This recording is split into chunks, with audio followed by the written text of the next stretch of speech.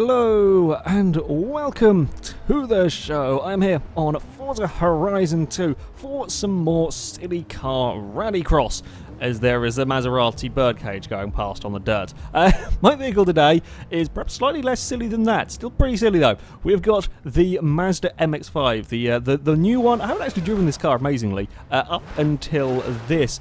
As you can hear, we've not got the standard engine in this vehicle. I've gone for the quad rotor because it sounds pretty much like a Formula 1 car. A fantastic sounding engine, this one. I believe it's the 787B's engine.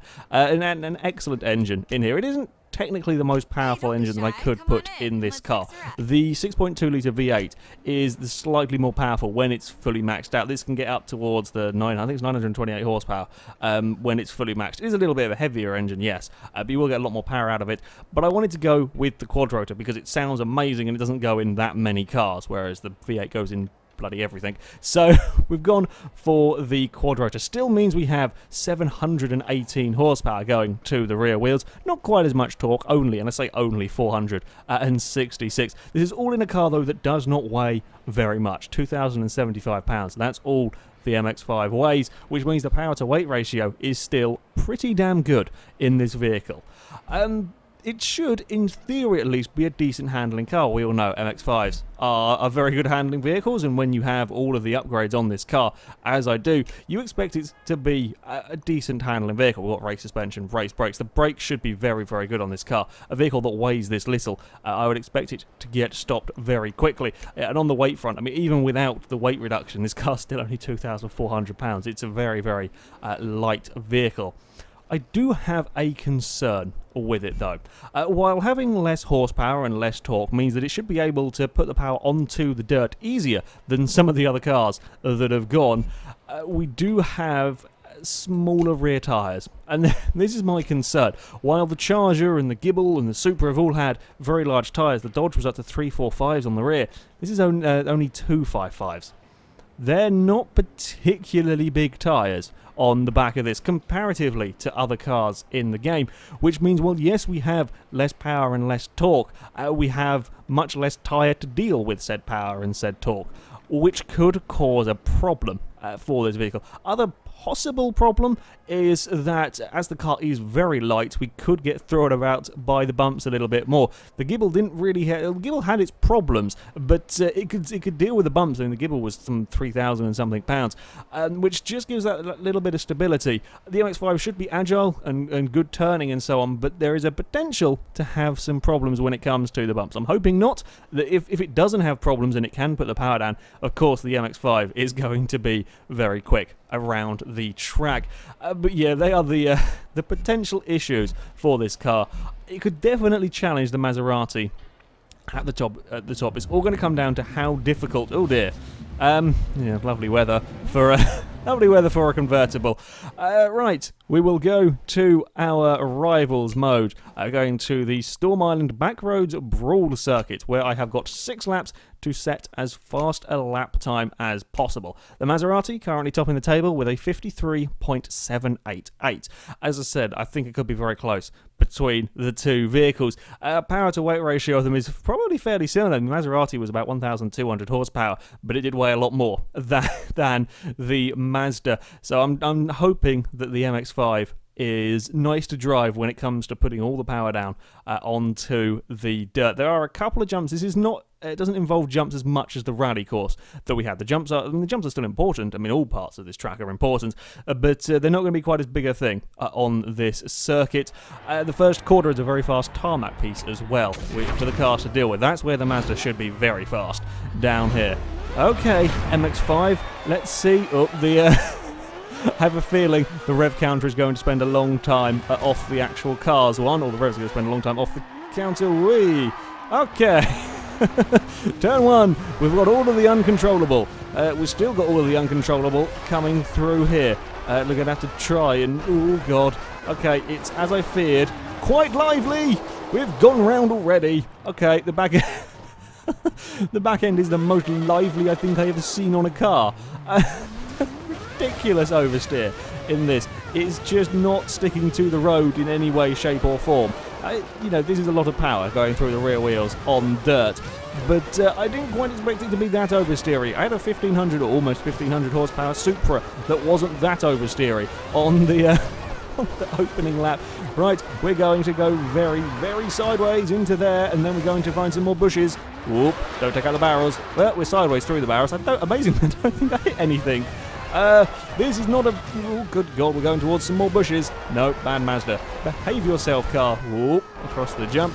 Okay, we're right on the landings. We've got to stick... Oh, we're going a bit... Oh, we're okay. I was so slow over there that didn't really matter. Right. This is not quite what I expected. It's too lively in many respects. There is just not enough rear end grip at all. Oh, no, I'm trying to be... Oh, there's a bush. It was really... Oh, no, why are we going... I didn't... Oh, never mind.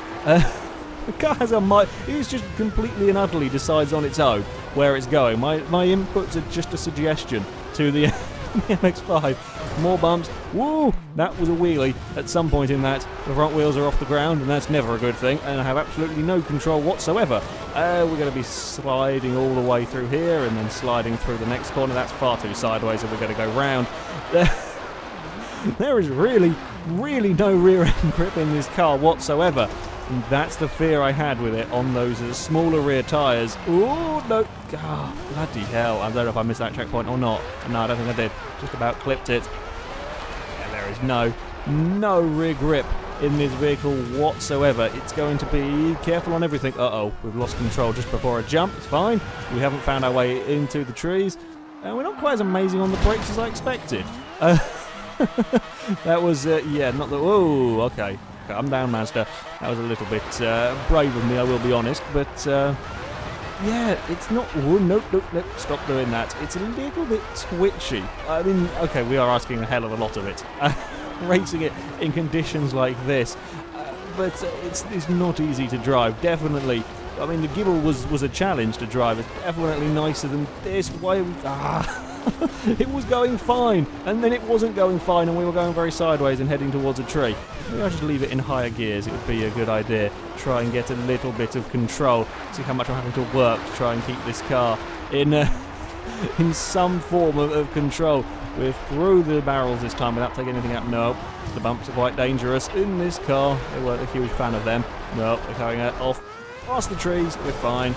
And then stick to the left here. No, we're not gone to the left enough. Oh, we're into the trees. Oh, we've avoided the trees. It's fine. Oh, we found a solid wall, though. This is not going to plan at all with the MX-5. Take out some barriers. I've only got a couple of laps now to get a clean run. This lap here is not going to be particularly good as I was slow across the line. Could this really go slower than the bonkers Supra? It's certainly, I think, tougher to drive. Well, I didn't intend to take that line, but that's where the car has decided it wants to cut corners. I have absolutely no control of it. It's just deciding to go sideways. I'm not even being silly with the gears now. I'm just trying to keep it on the road, and it just doesn't care what I'm doing with it. It's just, I want to be sideways, or I want to be off visiting the bushes. No, that's very sideways. I should have left it in fourth, I think. I'll leave it in fourth. We're just going to have absolutely no acceleration. We're just going to crawl around the lap so that we don't suddenly spin out. It is not happy. We're having more problems just keeping it on the road at slow speeds. It's really not happy with doing this. Oh, that's a big jump. We're fine. We landed it. Get a little bit of speed up. I'm going to make sure I really slow it down for this first turn this time around. Take out the bushes on the inside. We just about made it through the tarmac section. Now we're onto the dirt and keep it in fourth. Fourth is a good gear, it seems. Just don't... we're bouncing and bouncing and bouncing, and we're okay. We're fine. We made it around some corners. It's not particularly quick or spectacular at this moment in time, but we are still going. Yeah. Basically, it's half throttle everywhere if you want to keep this car even vaguely in check. Careful on the way up that crest. It is quite ridiculous, this vehicle. We're going to put it down into third for this slow corner, try and get a little bit of speed out of it. I fear, though, if I go too fast on the way out, we're just going to spin the wheels and have more problem on these bumps. Still having to be careful. I still daren't go much faster than this if I want to keep it under control. We're coming up towards the final section of the track. Now we can go for it a little bit. A 57.6. It's not particularly quick. from the MX-5. I'm going to try and push it more on this lap. I just don't think I can. It just doesn't like it. It's really struggling. I'm trying to put down as much power as I can in this vehicle. Oh, and then we get a big oversteer moment.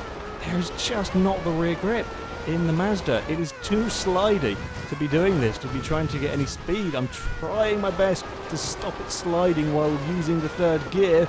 It's okay. It's just constant fighting with this Mazda. We go a bit wide and then we've got oversteer all of a sudden. Now I'm trying to use more power, but it's not really working. No, we're all over the place as we head down this final section. It's too tough to drive. We're off towards the trees. I might just... I couldn't quite fight it and get it back in line. We're backwards across the line. I'm not sure if that was on for a quicker lap. It is such a hard car to drive around here. I feared we could have problems, and I was indeed correct. The Mazda with a quad-rotor engine is just not got big enough rear tyres or enough rear grip. It's just too slidey. I can't use any power at all, even with a mere 700 horsepower to compare to some of the monstrosities that we've had already. It can't put that power down. Spends far too much time sideways, meaning you have a choice of either being a high gear and not really have a huge amount of acceleration, or be in a low gear and risk having a spin and a crash. Yeah, 57.679 puts it at the bottom of our table, about half a second behind the very, very powerful Supra. Yeah, bigger tyres on this car, and it would probably do all right around this course, but as it is, there is just not the grip to get any lap time out of it. But I am now going to find out how fast it goes in a straight line. I'm not expecting it to be the quickest vehicle, I will be honest. I'm not expecting it to get up to 250 miles an hour. It doesn't have the power. It doesn't have the power of the Maserati or the Supra. So it's unlikely to get a lot of XP for that. Hey, I leveled up. It just doesn't have the power. I mean, it's only got 700 and a bit horsepower. We're probably going to be seeing 220. I do have some concerns about the bumps. The motorway that we'll be doing the speed run on, it is not the smoothest of surfaces, and the Mazda was having issues. Admittedly, it is off-road, but the Mazda was having issues with the bumps, and of course the other big issue is the oversteer. The Ghibli had amazingly no problems with the oversteer. Even the Supra did quite well down here. So maybe if we get it up to a bit more speed, we can have the aero parts do their work. Maybe the Mazda will stay just about on the road, but I'm not filled with confidence. I think the tyres are just too small on the rear of the car to get that rear grip. But we will try. I will try and not plough into whatever AI traffic I may find. The dangers of running on the motorway.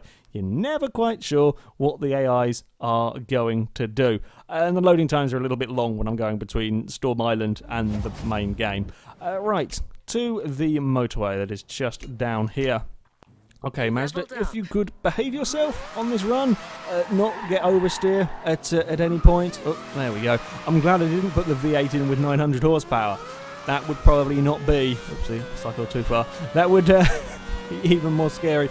Oh, I forgot to do the gear ratio. It's been a while since I've done one of these. Fortunately, it doesn't matter if I've set off already. I can still adjust the ratios. What does it reckon we're going to be doing? 230. Oh, that's a bit better than I thought. If we extend that all the way over there, and then we go drop all of the aero off the car, and then we might get decent speed. We might get more than I was expecting out of the vehicle.